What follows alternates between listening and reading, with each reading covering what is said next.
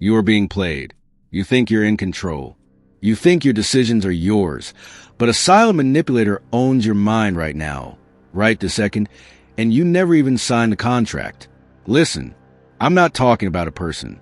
I'm talking about a specific, ruthless psychological tactic that forces you to crave what they have, believe what they say, and move how they want you to move, all while you walk around thinking you're a free agent. You aren't. You are a puppet on strings woven from your deepest insecurities, and I'm going to show you the hands pulling the threads. This is going to sting, because you've used this tactic on yourself without knowing it, and you have definitely been the victim of it. This isn't theoretical dark psychology. This is a live feed from your own subconscious. And here's what you never saw coming. The silent manipulator doesn't use force. It uses absence. Not a physical absence, but a strategic, painful, agonizing lack of something you've been conditioned to believe you deserve or need. They don't withhold a thing. They withhold a signal that validates your existence, your value, your status. This is the oldest, most brutal trick in the Book of Power, and it's called Manufactured Scarcity of Validation. You feel it every day. You check your phone. You post the perfect moment. You send the text. You apply for the job. You're waiting for the ding, the like, the response, the acceptance, that small chemical hit that says, you are seen, you are important, you are enough. And when it doesn't come, not immediately, not with the intensity you expected, that's when the hook sets. That's the first second of the manipulation. That tiny, internal panic that whispers, did I mess up? Am I invisible? This is the part nobody tells you. The scarcity isn't real. The validation, they could give you cost them nothing. A word, a moment of their time, a simple click. But they hold it back. They strategically delay it. They make it feel like a rare, precious metal, when in fact, it's just air. And they do it because your craving for it makes you predictable. Predictability is control. Let me break down the psychological grip this creates on you. Phase 1. The initial dopamine spike, the conditioning. They showed up strong. They were present. They showered you with attention, praise, opportunity, or access. This wasn't genuine connection. It was a psychological deposit. They wired your brain to associate their presence with a specific, intense feeling of self-worth. You got high on their attention. You felt powerful, valued, untouchable. You didn't realize that they were installing a dependency. Phase 2, the calculated withdrawal, the gap. Then the signal stops. Not dramatically, not with fight, but slowly, almost imperceptibly. The text becomes shorter. The replies take hours instead of minutes. The praise dries up. The access gets bottlenecked. This creates the gap, the space between the expectation they built and the reality they deliver. That gap is where the manipulator lives rent-free inside your head. Phase 3, the obsessive search, the addiction. Your brain, now addicted to the high of phase 1, reads the gap as a threat. It spirals. What did I do wrong? How do I fix this? I must return to the feeling. You start performing. You try harder. You overtext. You seek their approval more aggressively. You compromise your own boundaries and standards just to get that single validating signal back. You are now chasing the feeling, and they are the only dealer in town. You've lost your internal compass, and their external validation is the only map you trust. Phase 4, the strategic drip feed, the ownership. Just when you are about to walk away, when emotional pain is almost too much to bear, they give you a tiny, controlled dose. A single high-impact text. A sudden opportunity. A moment of intense, focused attention. This is a return to phase 1. It's a controlled drip feed. This small reward is disproportionately powerful because of the pain you just endured. It resets the loop. It makes you feel like your hard work, your chasing, your compromises finally paid off. It trains you to believe that the only way to earn validation is to constantly fight for it, making you even more emotionally dependent on their unpredictable, scarce supply. Here's why this matters for you. Your entire life structure, your ambition, your relationships, and your career are often structured around this manufactured scarcity. Think about the boss who gives you massive praise once a year, but leaves you starving for feedback the other 364 days. You work yourself to the bone not for the salary, but for that one glorious, scarce moment of recognition. Think about the friend who only calls when they need something, but when they do, they make you feel like the most important person on earth. You answer every time, hoping this time the attention will last. This is not connection. This is conditioning. Listen, the manipulator knows something dark and simple about the human mind. The desire for what is scarce is more powerful than the appreciation for what is abundant. If they gave you the validation all the time, it would become background noise. It would lose its psychological punch. By making it scarce, they turn it into a high-stakes, life-or-death commodity that you are willing to pay any price for, including your own self-respect and freedom. Let me show you what you missed. The price you pay for chasing the scarce validation is the erosion of internal locus of control. You hand your emotional thermostat to someone else. You stop asking, "Am I living up to my own standards?" and start frantically asking, "Am I living up to their standards?" They become the judge, jury, and executioner of your self-worth. When they are pleased, you are stable. When they are absent, you are in turmoil. You are trapped. The most dangerous part of this tactic is the self-deception that accompanies it. You rationalize their absence. They must be busy. They have a lot going on. They are testing my commitment.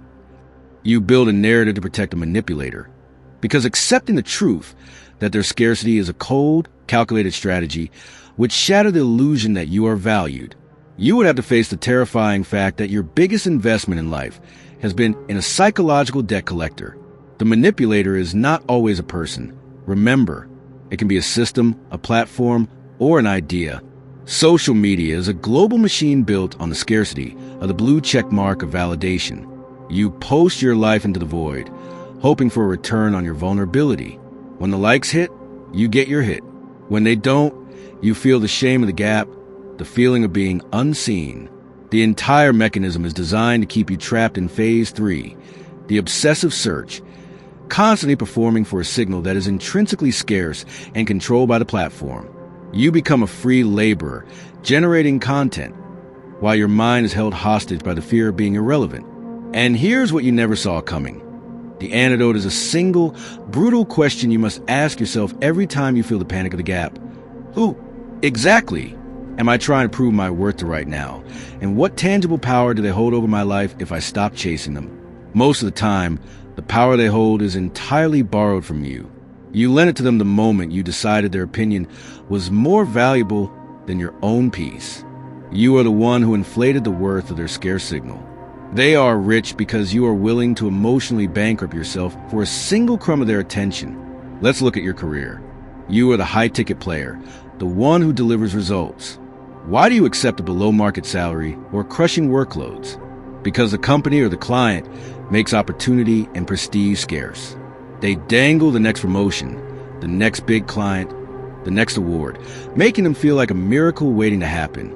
You don't leave, not because you can't, but because you are emotionally invested in closing the gap they manufactured. You are chasing the promise of what they might give you, not the reality of what you already deserve. They use your own ambition as a chain that keeps you locked to their scarcity cycle. This is the part nobody tells you. You have to learn to self-validate to death their manipulation. This isn't just fluffy self-help talk. This is dark psychological warfare fought inside your skull. You need to create an internal economy of self-worth that is so abundant and so self-referential that their external signal, whether praise or absence, becomes financially irrelevant. Their currency loses all its value to you. How do you do that? You have to aggressively substitute the external signal with a ruthless, verifiable internal one. Stop measuring effort. Start measuring self-respect. The urge to chase them comes from the effort you've put in. You think, I've worked so hard for their approval. I can't stop now. Flip the script. The moment you compromise your standards or your peace to get their attention, you have a negative self-respect score. When you hold your boundary, do your work with integrity, and then walk away from the phone without checking for their reply, you earn a positive self-respect score. You only chase the high score on your own scoreboard. Make their absence the reward. The moment they withdraw the signal, Reframe it. Their absence is not a critique of you. It is a confirmation of their manipulative strategy. Every hour they delay is another data point proving they are operating on the scarcity principle. The reward is not their return. The reward is a clarity that you are dealing with a manipulator. You feel the pain, but you welcome the data. Pain, revelation, identification. Introduce an alternate supplier. The addiction thrives when they are the only source. If you're waiting for one person's text, you're trapped. If you have 10 high-value projects, 2 strong friendships, and a rigorous personal health routine, their single absence is diluted into white noise. You don't need to replace them. You need to increase the density of independent self-validation sources in your life. You become the market, and their single stock is irrelevant. Here's why this matters for you. This shift from external to internal control is the difference between a life lived constantly compensating for a gap and a life lived on your own terms. The manipulator wants you to be reactive. They want you to move in response to their scarcity. Your power is in becoming proactively self-defined. You set the pace. You define the value. You decide what success looks like. And when they finally decide to give you that scarce signal again, you look at it and realize it feels nice, but I no longer need it. It's a bonus, not a survival tool. The people who own the world, the true Machiavellian players, don't chase validation. They manufacture the need for their own validation in others. They are the ones controlling the scarcity, not suffering from it. They understand that to be desired, you must first become unpredictable and unreachable in a specific, high-value way. They don't just hold back. They are genuinely focused on their own path, their own massive projects, their own internal metrics, making their time, their attention, and their approval a genuine, non-manufactured scarcity. Their focus on their own mission creates the magnetic vacuum that others rush in to fill. Listen, your mistake was assuming that the manipulator wants your happiness. They don't. They want your predictable, emotional labor. They want you chasing the high they once gave you, ensuring you never look up long enough to realize that the most abundant, most reliable source of validation is right inside you, waiting to be accessed. You don't need to earn your worth from them. You need to recognize your worth, which is inherent. Recognition is an act of will, not a transaction. You've spent too long trapped in the fear of the gap, the fear of not being enough. Now, move into curiosity. Become curious about the mechanism itself. Every time you feel that stomach drop of anxiety when a text isn't returned or an opportunity is delayed, don't rush to fix it. Get quiet. Observe the mechanism. There it is. The gap. The scarcity tactic. They want me to chase. Revelation. I see the strings. Identification. I have been here before. Relief. I don't have to play this game anymore. This is not a one-time fight. This is a daily commitment to your own sovereignty. You are breaking a dependency, and dependency fights back. The manipulator will try to rehook you. They will suddenly become warm, interested, and attentive right when you start to pull away. This is a power move.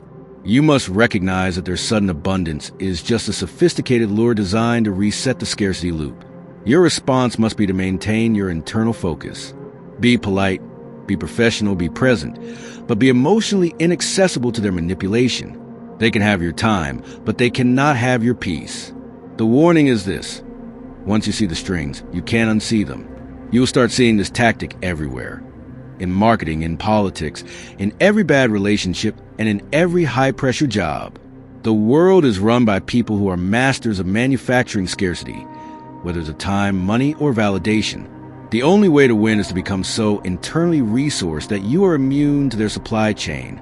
The reward for this ruthless self-honesty is not just freedom from them. The reward is a fundamental re-engineering of your entire drive system. You stop being driven by the fear of their absence and start being driven by the joy of your own execution. You work because the work itself brings you self-respect and measurable, tangible results, not because some external party might finally deign to notice you. Your life becomes an output of your own will, not a reaction to someone else's control. So, here's what we've uncovered. The silent manipulator that owns your mind is a manufactured scarcity of validation and operates by creating a painful, irresistible gap between a manufactured expectation and a controlled delivery. You are addicted to the unpredictable drip feed of external approval. This is your final emotional spike, your life-changing clarity. The only scarcity in your life that is truly dangerous is the scarcity of your own time and attention, which you are currently giving away for free to people who use it to control you. Stop treating your self-respect like a negotiation. Stop treating your time like a commodity you have to spend to earn a crumb of attention. You are the high-value asset. You are the one who controls the supply. The only way to win this game is to become the dealer. Start giving yourself the validation they withheld. Be ruthlessly honest about your own wins. Be your own highest critic and your own fiercest champion. Make your own standard so high that external praise can only be a nice addition, never a necessary fuel. This is a commitment that changes your life. I want you to comment below with the only thing that matters from this moment forward. I want you to declare your intention to break this dependency, to shatter this manufactured scarcity, and to permanently take back control of your own emotional thermostat. The person who clicks away from this video right now is still a puppet. The person who stays integrates this lesson and takes action as a master. If you are finally ready to step off the emotional treadmill and into your own undeniable power, then comment below with the single word that defines your future. Sovereign. Subscribe to this channel, not for my validation, but for your own ongoing education. Share this with one person who is currently trapped in the loop so you can both step into this next level of control together. We are just beginning the work of rebuilding you into the force you were meant to be. I'll see you in the next video, where we expose the dark psychology of the unspoken promise, the tactic that keeps you loyal to people who give you nothing. Don't miss it. You need this.